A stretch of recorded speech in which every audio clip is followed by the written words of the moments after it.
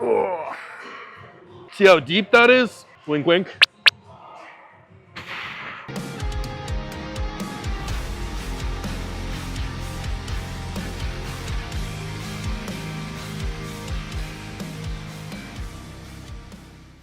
So the point of these first exercises isn't to go in and demolish the muscle. It's not even really to create any hypertrophy. It's just to get blood into the supportive muscles. So I'm getting some blood into the lats, into the back, and then I'm getting some blood into the delts. This is some stuff that I stole from Kubicellin, some UK bodybuilding shit, but doing these laterals a bit unconventionally, like doing them almost like a front raise. You have to go pretty light, quite a bit of hip hinge, but damn do they work.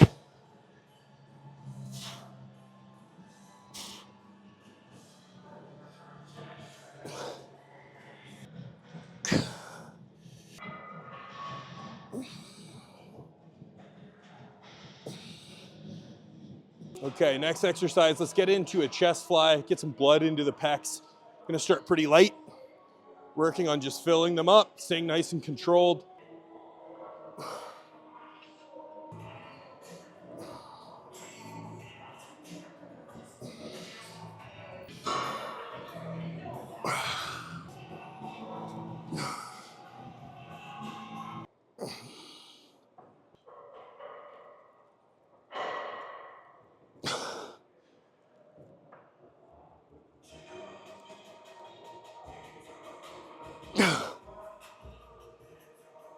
I think that's where a lot of people end up swinging around on things like flies. You gotta be stable. Like if you see me on that, I'm not moving very much, maybe a little bit at the end of the motion, but it's pretty locked in, stretched deep. You don't need to be flinging shit around. It's not gonna help grow anything. For me, it's a little bit of a weird split design. I was battling with injuries for a long period of time where if I started with a flat press or an incline press, my shoulder and my AC joint just float around weird. My whole workout was ruined. So I found out after experimenting over a few months, if I start with a dip and I really fatigue the chest before going into an incline press, I'm injury free. So it might not make total sense to be able to get into an exercise to start for anyone like this, but for me, it's working. So you got to figure out what actually works for you in that phase. Things are going to change. Your body's going to change. You're going to go through periods. We're bodybuilding. You're going to get injured. It happens. You're always going to be battling with shit. So you got to kind of play around with it. On this one, because I train at a few different gyms, I like to standardize my movement pattern. So no matter what gym I'm going to, they're going to have a dip, but the seat of the dip is going to be different. So that's why I do it standing away from the machine. That way I can actually angle my chest and my back to the place where it's going to be the same no matter where I'm training from.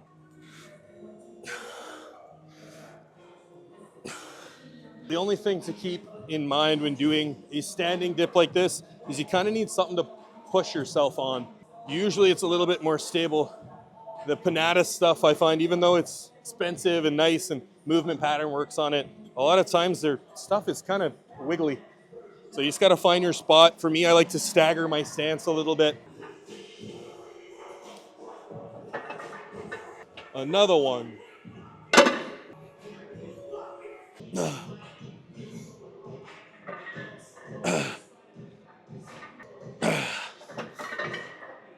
As much as I love this, get over here, it's a little bit awkward because as soon as you start to put over a couple 100 pounds on it, especially if you don't weigh 250, 260, 270, it kind of pulls you up and out of your feet. So you got to be mindful with how much weight you put on here. Now that I've got a good couple exercises in, chest is full, got a good couple heavy sets on that dip, this is where I'm going to come into a little bit more of a risky movement now that I'm pre-exhausted, a little bit fatigued, so that I don't have to use quite as much weight. So this is where I'll generally jump 50, 75, 100, depending on kind of where I'm sitting, either work with 100 or work my way up past if I'm feeling good. But with this movement, a flat press, this is where a lot of guys, they'll jump into their first exercise, fucking blow their pec out.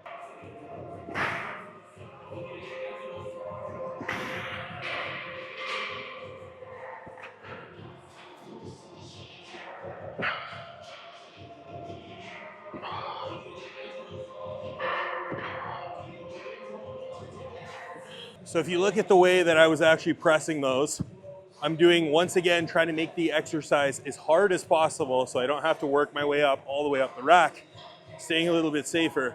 So if you look at the range on those, they're super deep. I'm pulling deep into that stretch, driving through the chest and keeping a squeeze on it rather than kind of coming here and half repping it.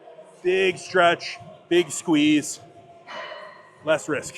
That guy stole the 75s, so we don't go down, we go up. We're gonna grab the 80s. Oh. See how deep that is? Wink, wink.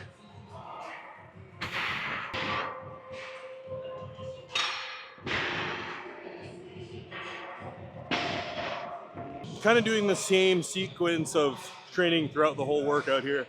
Work my way up to a top set, hit a top set, go all out, come back, do a back off, roughly 75%, really strict form, get a nice deep stretch. And then as needed throughout the block, if I add an extra set, I'll take out that back off and I'll add an extra work. Just slowly increasing. Next exercise, hammer incline. By this point in the workout, you're not gonna need much weight on here.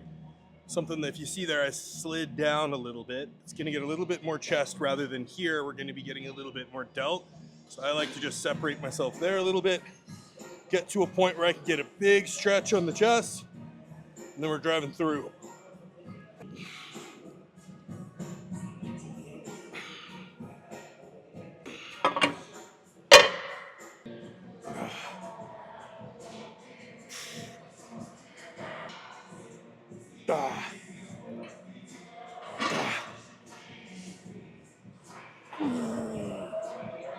By the end of the workout, I'm not really worried about pushing 3, 4, 5 plates on this. I don't have much left after all the movements we've done. If I get a couple good sets, 2 plates, 3 plates, that's a win. It's not always about weight. It's what that weight is doing.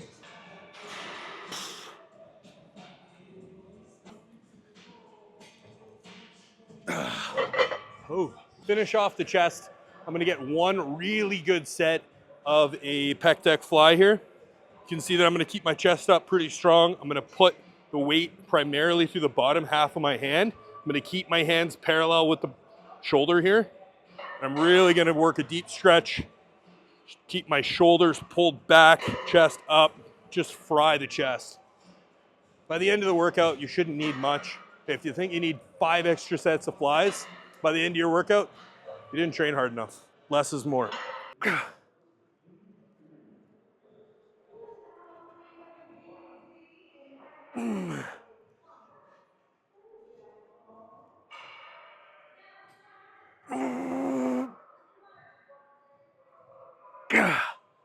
Oh. All right, time to get into some triceps. I'm gonna pick 2 exercises for this one. I'm gonna do a push down, and then I'm gonna do one that's either overhead or some kind of skull crusher. So we'll start here.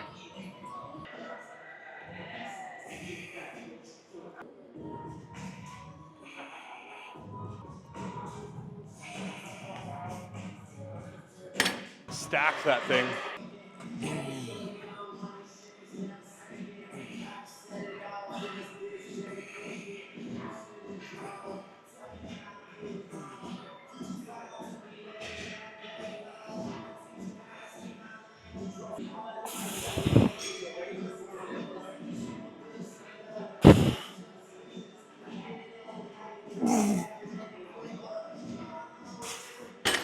Oh.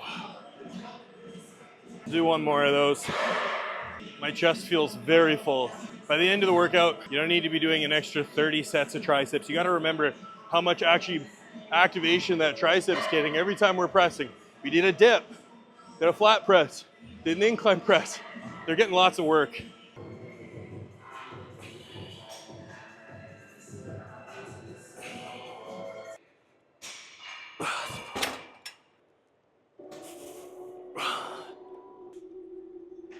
Oh.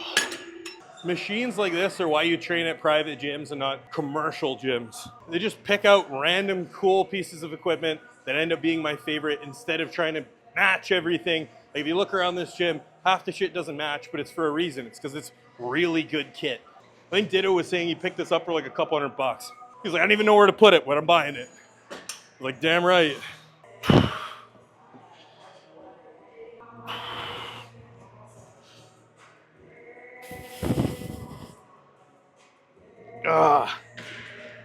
So with this machine here, you want to make sure that your back is planted, feet are planted, elbows planted. We're not torquing around. Everything's nice and locked in. Abs are going to be kind of pulled down in here. The only thing moving here should be that elbow joint. Just like that. Bottom end, you can see how my abs are just shaking. They're sore.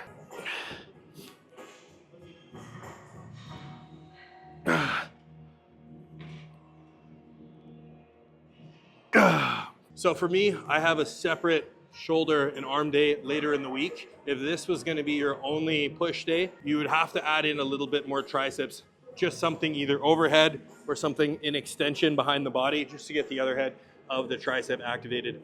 But I have all that going on later in the week, so I pretty much just touch them right here. They get lots of work training chest, but just a little bit of extra volume at the end and it's good to go. If you're wanting more stuff like this, hit that follow button below, subscribe, let me know what you want to know, and go from there.